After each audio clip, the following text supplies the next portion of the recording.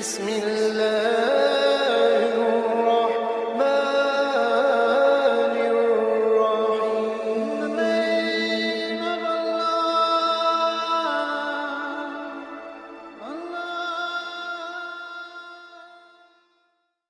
مولاي صل وسلم دائما ابدا على حبيبك خير الخلق كلهم مولاي صل وسلم دائما. میرے عزیز ہم وطنوں، آپ یوٹیوب چینل دیکھ رہے ہیں اور میں ہوں مانوی مشتاق.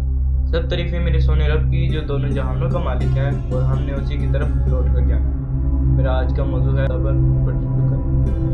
معزز ویورز، قرآن مجید کی ایک سورۃ الکہف ہے جو 15ویں پارے سے شروع ہوتی ہے اور 16ویں پارے میں ختم ہو جاتی ہے. اگر اس سورت کا ترجمہ کیا جائے تو اس سورت کا مقصود صبر باب یا سینٹرل آئیڈیا یہ ہے کہ اللہ سبحانہ تعالیٰ دنیا میں لوگوں کو 8 طریقے کے حالات سے آزماتا ہے، جس میں ذلت، عزت، خوشی، غمی، نفع، نقصان اور صحت اور بیماری وغیرہ شامل ہے. ہر بندہ ہر وقت ان میں سے کسی ایک حالت میں ضرور ہوتا ہے. اگر ان 8 حالات کو تقسیم کیا جائے تو 2 حالات ہوں گے، یا تو اچھے حالات ہوں گے یا تو برے حالات ہوں گے. یعنی یا عزت میں ہوگا یا ذلت میں ہوگا، یا صحت ہوگی یا بیماری ہوگی. تو اللہ تعالیٰ نے 2 حالات میں انسان کو آزمایا ہے، اچھے یا برے.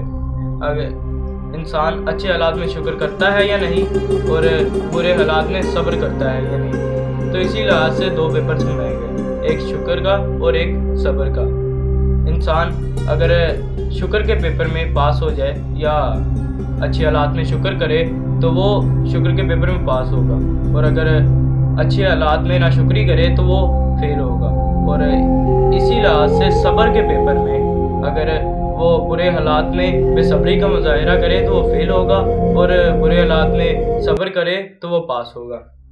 معزز ناظرین، حضرت آدم علیہ السلام کو پیدا کر کے اللہ تعالیٰ نے ان سے بھی ان 2 پیپر کا مظاہرہ کیا.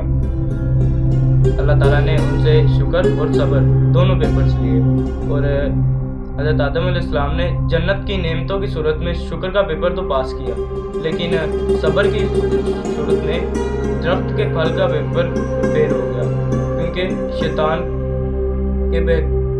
نے انہیں بہلایا. معزز ناظرین،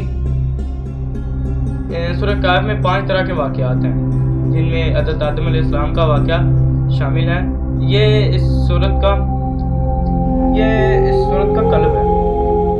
اگر آیتیں تو تھوڑی ہیں مگر پڑھنے والوں کی توجہ نہیں جاتی.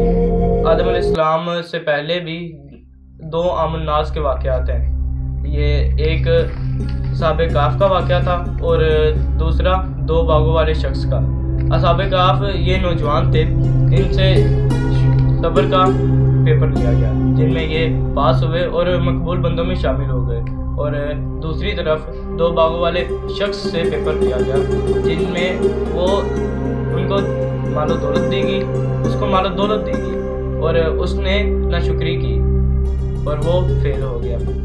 اسی صورت میں تو حضرت آدم علیہ السلام کا واقعہ اس کے بعد آتا ہے، اور اس کے بعد حضرت موسیٰ علیہ السلام کا واقعہ آتا ہے، اور سکندر ذوالقرنین کا واقعہ آتا ہے. حضرت موسیٰ علیہ السلام سے صبر کا پیپر لیا گیا، جبکہ سکندر ذوالقرنین سے شکر کا پیپر لیا گیا. سکندر ذوالقرنین نے اس پیپر کو پاس کیا. تو اللہ تعالیٰ اولاد آدم سے بھی یہ پیپر لیتا ہے.